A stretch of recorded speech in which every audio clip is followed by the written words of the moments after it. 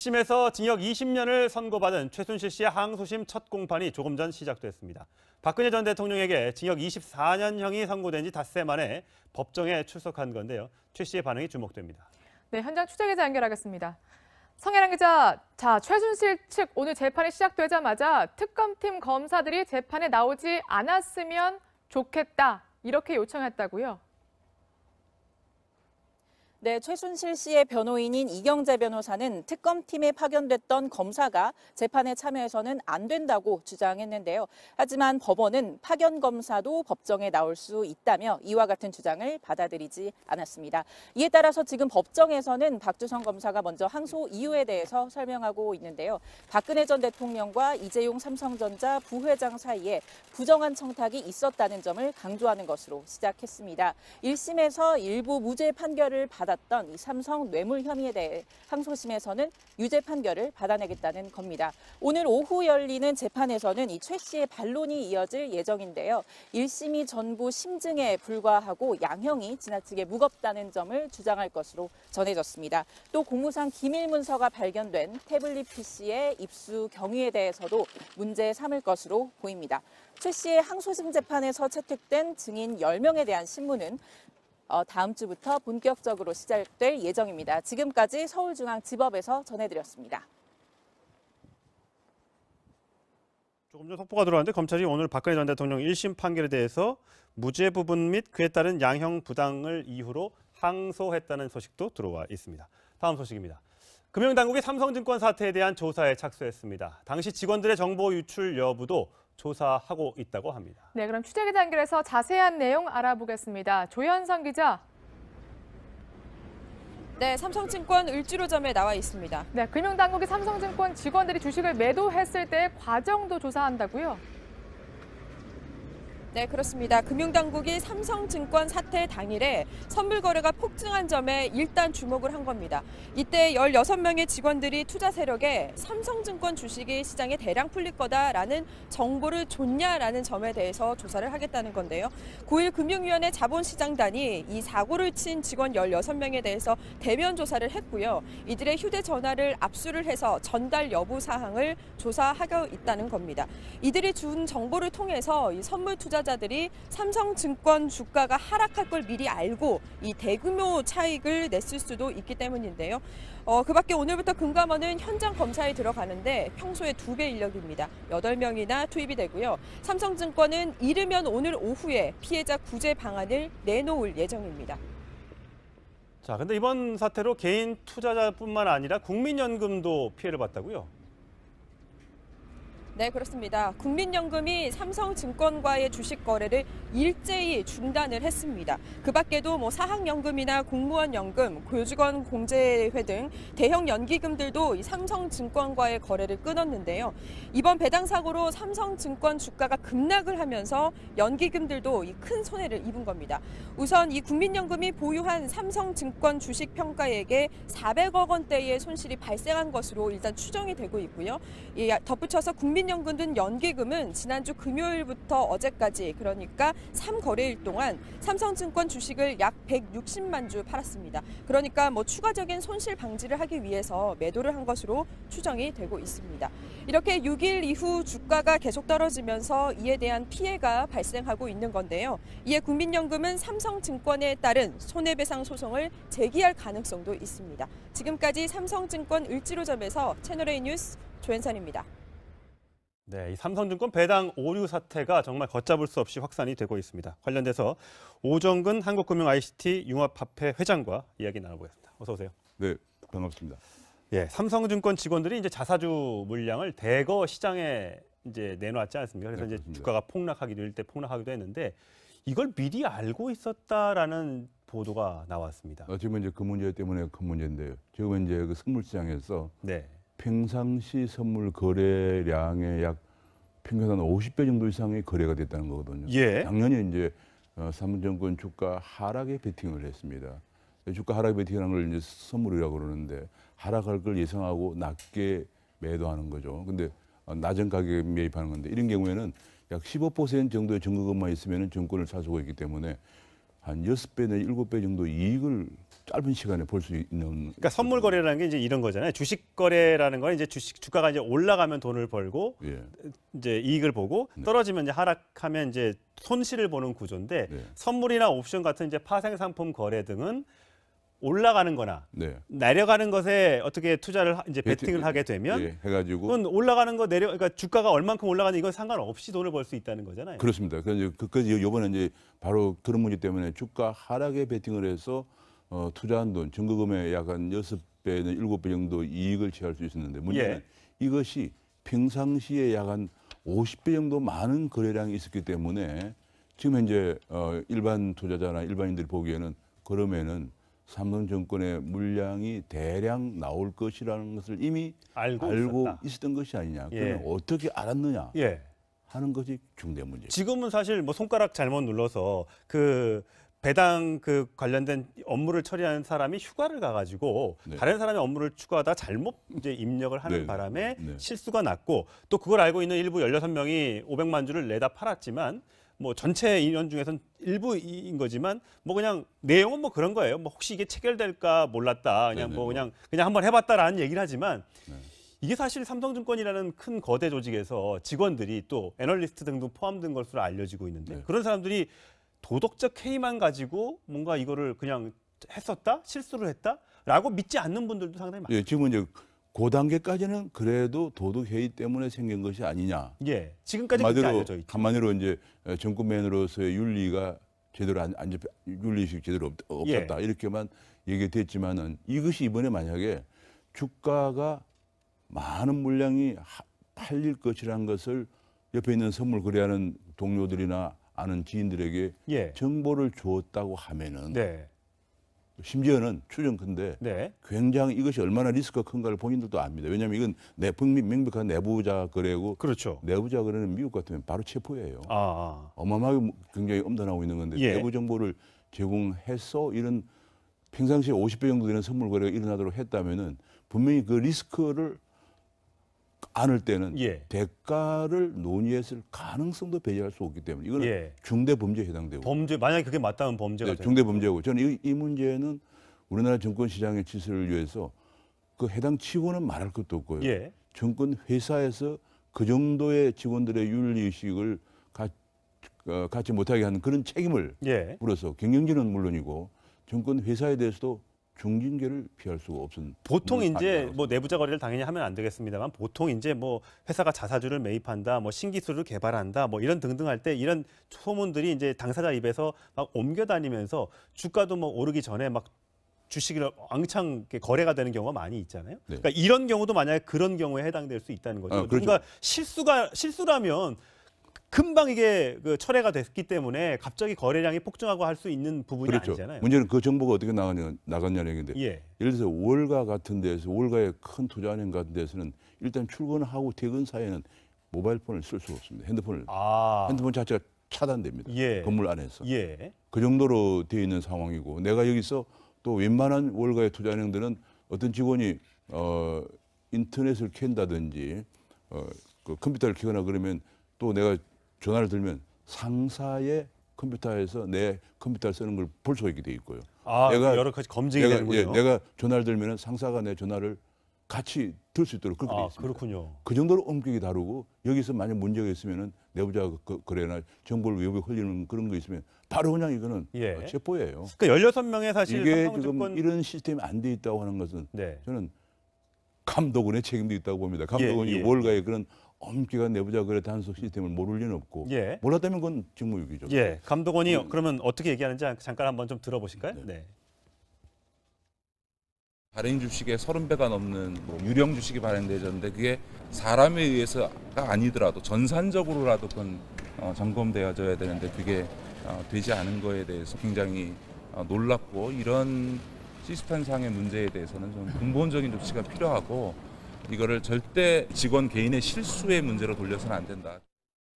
금강 원장도 개인의 실수로 네, 그래서 이제 이거 돌려서 지금 중요한 얘기를 하셨는데 첫째로는 이제 지금까지 시스템상에서 금융감독원이나 증권까지 포함되어 있죠. 감독 당국이 선진적인 그런 제도를 굉장히 엄격한 제도를 구축하지 않도록 방치해왔다는 책임이 있고, 그다음에 네. 경영진도 당연히 그런 것을 구축하지 않고 직원들의 윤리의식을 함양시키지 못한 책임이 있고요. 직원들은 말할 것도 없이 중대범죄에 가까운 지금 뭐 좀 조사를 해봐야 되겠습니다만 그런 사실을 해서 제가 보기에는 이번 기회에 우리 증권거래 그 환경에 새로운 선진 예. 그렇게 해야죠, 당연히. 할 수 있는 기회가 되어야 되고 또 한 가지 중요한 것 중에 아까 시스템상의 문제를 얘기했잖아요. 이 시스템이 지금 우리나라 정권이 이 가능한 이유가 오늘 거래하면은 내일 예탁 결정을 있는 실물과 대조가 되거든요. 그리고 결제는 3일 뒤에 되고. 3일 뒤에 되니까 오늘 거래 내용은 이게 뭐 아까 그 발행 주식에 몇십 배가 거래되어도 그렇죠. 그냥 되는 거예요. 예. 그러니까 발행 주식은 10주밖에 없는데 뭐 100만 주가 거래돼도 이걸 걸러낼 수가 없는 그런 방법이 없어요. 그래서 그것 때문에 최근에 미국의 나스닥이라든지 영국의 런던 거래소 같은 데서는 요즘 흔히들 말하는 블록체인 기반으로 해서 리얼타임으로 네. 거래를 체크하고 그 블록체인 기반으로 할 경우에는 리얼타임 거래 체크뿐만 아니라 발행 주식의 특정 한도를 넘어서는 거래는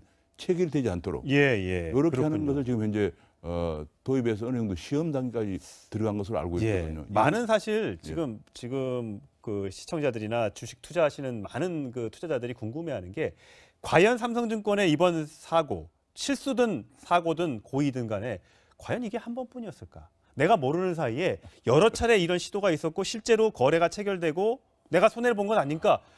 증권거래 시스템 전반에 대한 지금 불신이 지금. 예, 그래서 제가 말씀드리는 건데 이제는 이게 아마 과거에 있을 개연성이 있고요.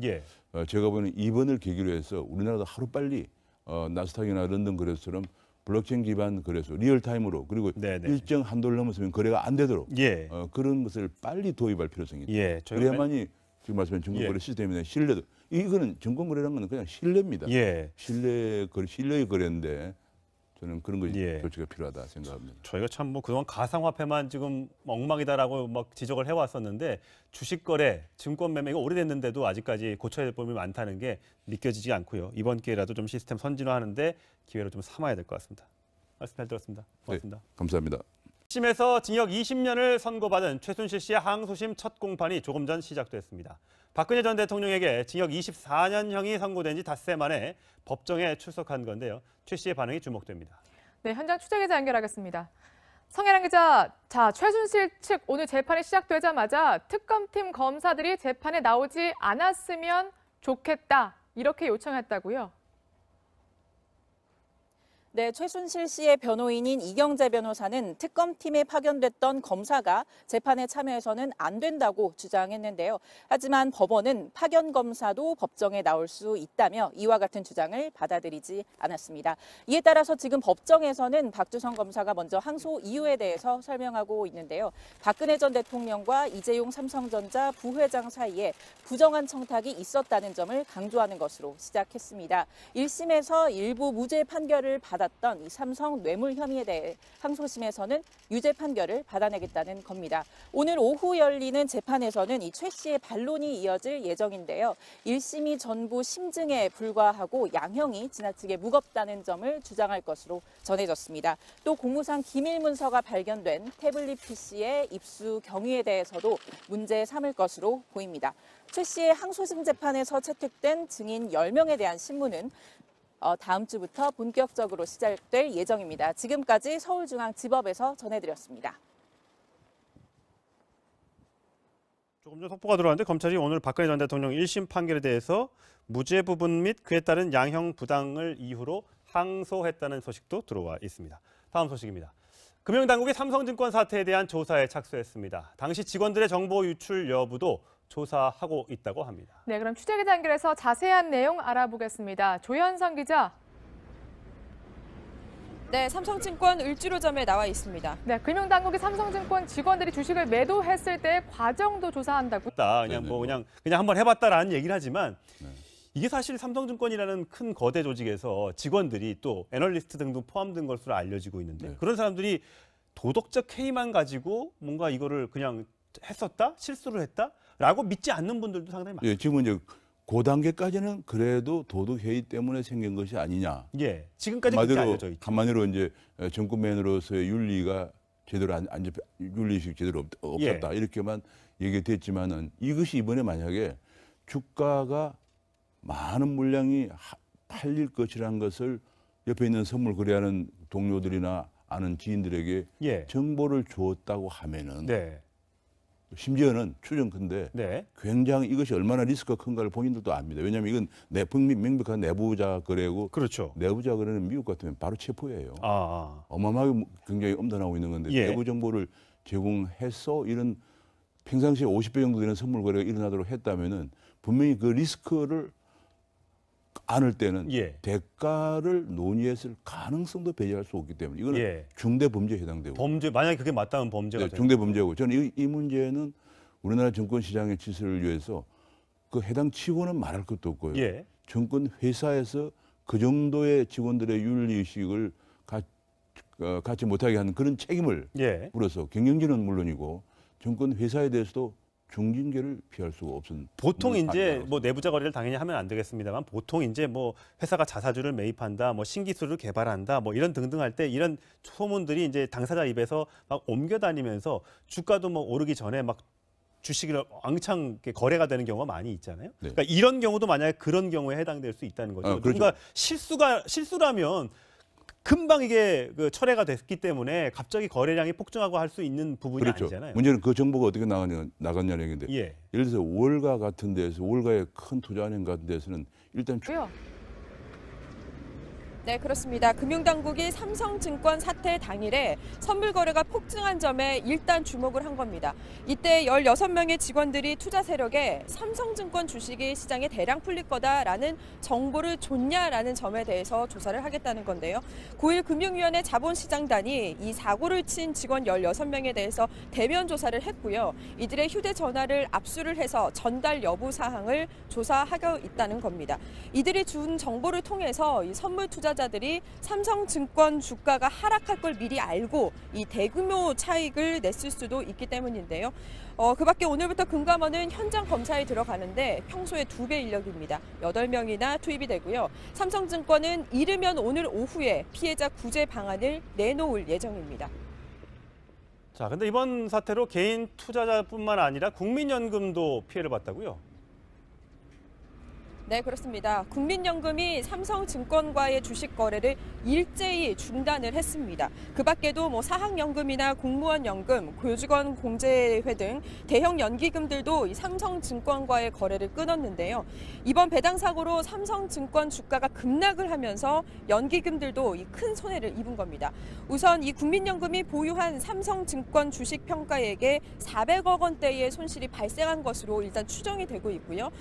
덧붙여서 국민연금 등 연기금은 지난주 금요일부터 어제까지 그러니까 3거래일 동안 삼성증권 주식을 약 160만 주 팔았습니다. 그러니까 뭐 추가적인 손실 방지를 하기 위해서 매도를 한 것으로 추정이 되고 있습니다.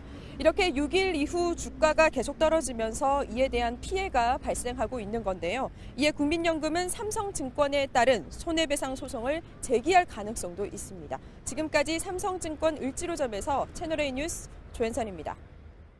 네, 이 삼성증권 배당 오류 사태가 정말 걷잡을 수 없이 확산이 되고 있습니다. 관련돼서 출근하고 퇴근 사이에는 모바일 폰을 쓸 수가 없습니다. 핸드폰 자체가 차단됩니다. 예. 건물 안에서. 예. 그 정도로 되어 있는 상황이고 내가 여기서 또 웬만한 월가의 투자은행들은 어떤 직원이 인터넷을 켠다든지 그 컴퓨터를 켜거나 그러면 또 내가 전화를 들면 상사의 컴퓨터에서 내 컴퓨터를 쓰는 걸 볼 수가 있게 돼 있고요. 내가 여러 가지 검증이 되는군요. 내가 전화를 들면 상사가 내 전화를 같이 들 수 있도록 그렇게 돼 있습니다. 그렇군요. 그 정도로 엄격히 다루고 여기서 만약 문제가 있으면은 내부자 거래나 정보를 외부에 흘리는 그런 거 있으면 바로 그냥 이거는 체포예요. 그러니까 16명의 사실 이게 삼성증권 지금 이런 시스템이 안 돼 있다고 하는 것은 네. 저는 감독원의 책임도 있다고 봅니다. 감독원이 월가의 그런 엄격한 내부자 거래 단속 시스템을 모를 리는 없고 몰랐다면 그건 직무유기죠. 예, 감독원이 그러면 어떻게 얘기하는지 잠깐 한번 좀 들어보실까요? 네.